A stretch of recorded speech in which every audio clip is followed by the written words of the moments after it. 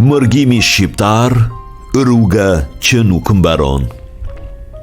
Mërgimi shqiptar nuk ka një datë vetme. Nuk ka një fillim të qartë e një fund të prerë. Është një rrugë që niserët dhe vazhdon edhe sot. Është një histori që përsëritet brez pas brezi.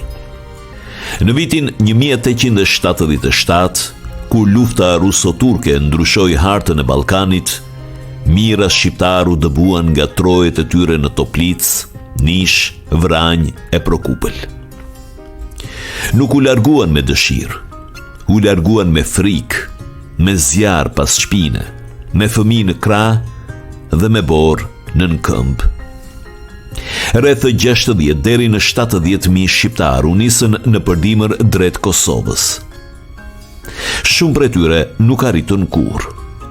U varosën në rrugës, pa gur, pa emër.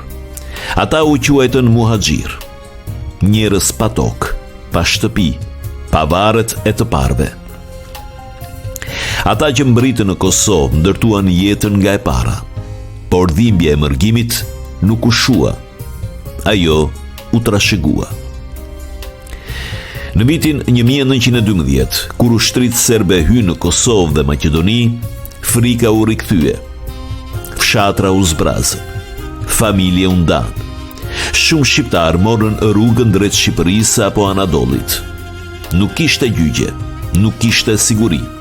Kishte vetëm një ndjenjë, se toka po të rëshqiste nga këmbët.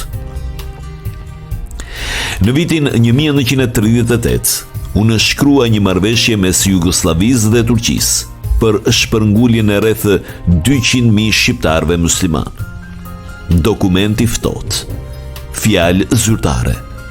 Por pas atij dokumenti fshieshin jetë njerëzish. Lufta e dytë botërore ndërpreu zbatimin e plot, por presioni vazhdoi.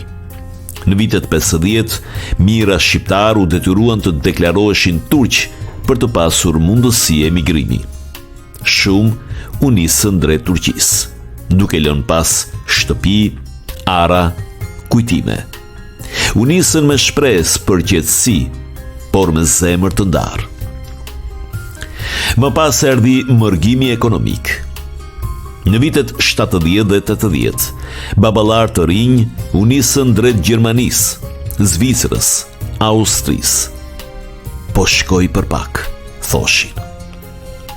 Ajo pak u bë dekada. Fëmijë u rritën me telefon në mur dhe fotografi në komodinë. Gratë mbanin shtëpinë. Burrat dërgonin para. Malli u bë pjesë e përditshme e jetës. Në vitin 1999, bota e pa me sytë e vetë çfarë do thotë dëbim masiv. Mbi 800.000 shqiptarë të Kosovës u dëbuan brenda pak muajve. Kolona të gjata njerëzish në rrugë, trena të mbushur, kufi të mbyllur, shtëpi të djegura. Ishte një mërgim i dokumentuar, i filmuar, i fotografuar, por për ata që e përjetuan ishte përsëri e njëjta ndjenje vjetër, humbje. Sot mërgimi vazhdon ndryshe. Nuk ka gjithmonë pushk, por ka pasiguri, ka papunësi, ka zhgënjim. Të rinj që largohen për një jetë më të mirë, prindër që i përcjellin në aeroport me sy të lagur. Shqipja që dëgjohet në Zvicër, Gjermani, Itali, Amerikë.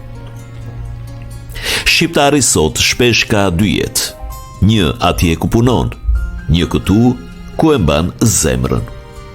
Shtëpia e vjetër mund të mbetet bosh, por nuk harrohet.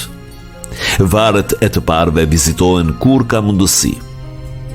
Flamuri valbitet në festa edhe larg adeut. Mërgimi shqiptar është histori dhimbjeje, por dhe qëndrueshmërie. Ne jemi larguar shumë herë. Jemi shpërndar në shumë vende, por nuk jemi zhdukur. Gjua ka mbjetuar, emri ka mbjetuar, kujtesa ka mbjetuar. Mund të na kenë përzën nga toka, por nuk na kanë përzën nga vetja jonë. dhe kjo është ndoshta e vetmja fitore në një histori të gjatë humbjesh. Këto janë rrëfime të heshtura. Aty ku mërgimi nuk është thjesht lëvizje nga një vend në tjetrin. Është histori e një populli që edhe ku largohet, mbetet.